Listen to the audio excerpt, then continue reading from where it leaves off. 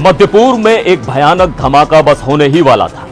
America और Israel की सेनाएं पूरी तरह तैयार बैठी थी।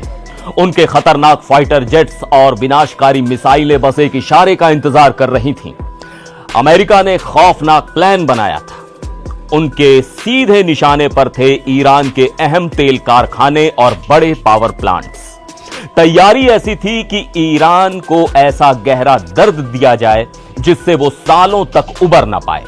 खुद अमेरिकी राष्ट्रपति डोनाल्ड ट्रंप ने कहा था कि उनकी सेनाएं पूरी तरह लॉक्ड एंड लोडेड हैं, यानी घातक हथियार भरे जा चुके हैं और बस ट्रिगर दबाना बाकी है। पूरी दुनिया की सांसें अटक गई थी। सबको लग रहा था कि अब मध्य पूर्व में एक विनाशकारी युद्ध छिड़ेगा, लेकिन ठीक आखिरी मौके पर रात के अंधेरे में कुछ ऐसा हुआ जिसने सबको चौंका दिया। दुनिया के सबसे ताकतवर देश के राष्ट्रपति ने अचानक अपने कदम पीछे खींच लिए। आखिर उस रात ऐसा क्या हुआ? नमस्कार, मैं हूं सिद्धार्थ प्रकाश। बीते कई हफ्तों से ईरान और अमेरिका के बीच तनाव अपने बिल्कुल चरम पर पहुंच चुका था। 28 फरवरी से शुरू हुई इस जंग को 5 महीने से ज्यादा का वक्त बीत चुका है। बीच में सीज फायर भी हुआ, लेकिन वो भी टूट गया। सीबीएस न्यूज की रिपोर्ट के मुताबिक अमेरिका और इजराइल ने इसी वीकेंड ईरान को पूरी तरह तबाह करने का एक जॉइंट ऑपरेशन प्लान किया था। लेकिन अचानक शनिवार को डोनाल्ड ट्रंप ने अपने social media platform truth social पर एक नया पोस्ट कर दुनिया में सनसनी फैला दी। ट्रंप ने साफ लिखा कि वो ईरान पर होने वाले इस भारी भरकम हमले को फिलहाल रद्द कर रहे हैं। ट्रंप ने कहा कि यह फैसला दुनिया की भलाई और खुशहाल ईरान के लिए लिया गया है। तो सबसे बड़ा सवाल यह है कि जो अमेरिका ईरान पर बड़े हमले के लिए पूरी तरह बेताब था, वो अचानक इतना शांत क्यों हो गया? इसका सीधा जवाब एक खुफिया फोन कॉल में छिपा है।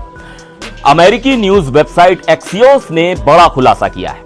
रिपोर्ट के मुताबिक जब अमेरिका हमले की पूरी तैयारी कर रहा था, ठीक उसी वक्त सऊदी अरब के क्राउन प्रिंस मोहम्मद बिन सलमान ने सीधे डोनाल्ड ट्रंप को फोन मिलाया। उन्होंने ट्रंप से हमले को रोकने और तनाव कम करने की सख्त अपील की। खाड़ी देश इस बात से खौफ में थे कि अगर अमेरिका ने ईरान के तेल ठिकानों पर बमबारी कर दी तो पूरा मध्य पूर्व जल उठेगा।